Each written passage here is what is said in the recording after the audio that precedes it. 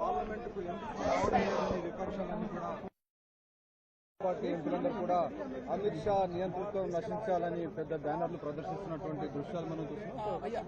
ఈ ధర్నాలో కాంగ్రెస్ పార్టీ ఎంపీలు, ప్రియాంక గాంధీ అందరూ కూడా ఎంపీలు ఉన్నారు. ప్రధానంగా విద్యార్థుల పార్లమెంటు ముట్టడి సందర్భంగా చాలా మంది విద్యార్థులపైన లాఠీ చార్జ్ జరపడం, బాష్పవాయు ప్రయోగించడం, పెల్లెట్ గన్స్ ఉపయోగించడాన్ని నిరసిస్తూ పెద్ద ఎత్తున కాంగ్రెస్ పార్టీ ఎంపీలు బయట కాంగ్రెస్ పార్టీ ఎంపీలందరూ కూడా పార్లమెంటు బయట నిరసన చేస్తున్నారు. కాంగ్రెస్ ఇస్తిఫాదు అనేటువంటి నినాదాలు చేస్తున్నటువంటి డెఫినెట్ గా ఈ విద్యార్థులపై పెట్టినటువంటి కేసులు కానీ, అలాగే అర్ధరాత్రి విద్యార్థులను అరెస్ట్ చేస్తూ ఉన్నారు.